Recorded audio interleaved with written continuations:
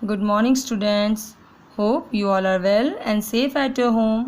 बच्चों, आज मैं आप लोग को व्याकरण दीक्षा से पढ़ाने जा रही हूँ। बच्चों, आज हम लोग आपका नया पाठ शुरू करने जा रहे हैं। पाठ 6 वचन। क्या वचन और इंग्लिश में से क्या बोलते हैं? नंबर। ठीक है, ये देखिए, पढ़िए और समझिए।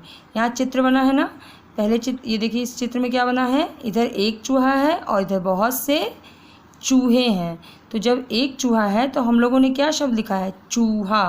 और जब बहुत सारे चूहे यहाँ पे हैं तो क्या लिखा हुआ है? चूहे।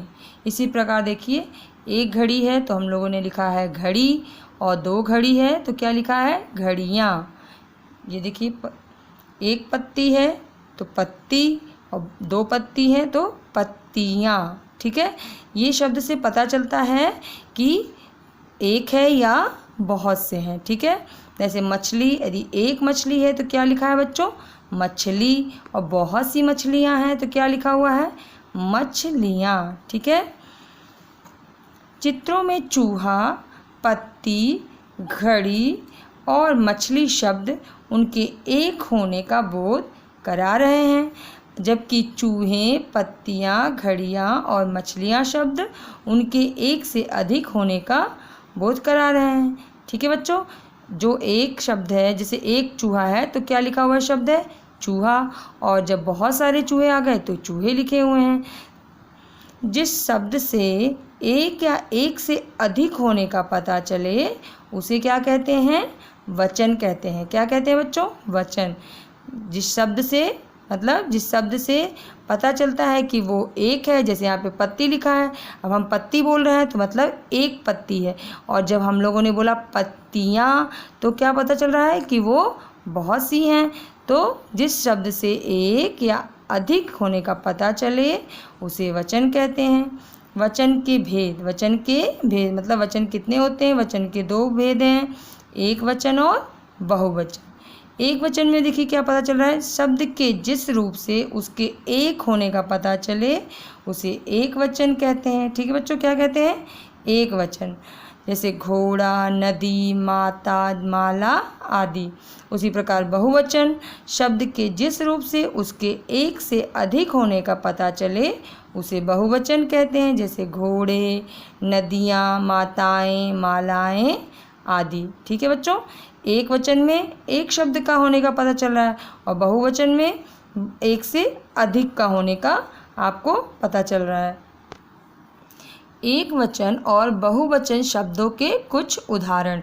यहाँ क्या लिखे हुए हैं? कुछ उदाहरण दिए हुए हैं, देखिए पढ़ते हैं इसको। जैसे एक वचन छाता। छाता एक है तो क्या लिखा हुआ है? छाता। और जो बहुत सारे छाते हैं तो क्या लिखा हुआ है बच्चों? छाते।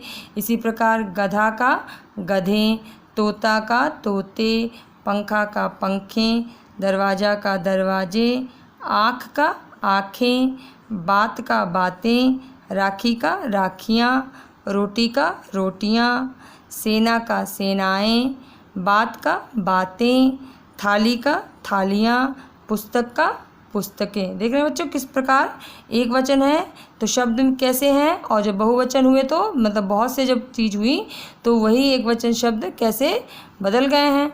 इसी प्रकार देखिए कुछ शब्द ये हैं, महिला का महिलाएं, झूला का झूले, कुत्ता का कुत्ते, बस्ता का बस्ते, बकरा का बकरे, चादर का चादरें, टहनी का टहनियाँ, सखी का सखियाँ, ऋतु की ऋतुएँ, गुड़िया का गुड़ियाँ। ये देखिए एक गुड़िया है तो इस पर ये मात्रा लगी है चंद्र बिंदु वाली नहीं, और गुड़िया में क्या लगी है ना मात्रा। तो इससे पता चल रहा है कि गुड़िया में एक है ये और गुड़िया में बहुत सी गुड़ियाँ हैं। पत्ता, पत्ते, मिठाई, मिठाइयाँ, सलाई का बच्चों सलाइयाँ। इसी प्रकार यहाँ देखिए चूहा का चूहे, केला का केले, बेटा का बेटे, सड़क का सड़कें, दवात का दवातें, रात का रातें, बहन का बहनें, लड़का का लड़के, लता का लताएं, दवाई की दवाइयाँ, पैसा का पैसे, बिल्ली की बिल्लियाँ, कन्या का कन्याएं। ठीक है बच्चों, याद रखो, सम्मान या आदर प्रकट करने के लिए हमेशा बहुवचन का प्रयोग होता है।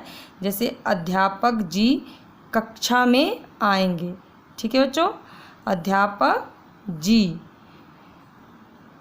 जिन स्त्रीलिंग शब्दों के अंत में ई की मात्रा लगी होती है उनका बहुवचन बनाते समय वहाँ इया में बदल जाती है। जैसे नदी है, नदी स्त्रीलिंग है, और जब हमने एक नदी है तो नदी लिखा हुआ है, जब बहुत सी नदियाँ आई तो क्या हुआ, नदियाँ। रोटी का रोटियाँ, दवाई का दवाइयाँ।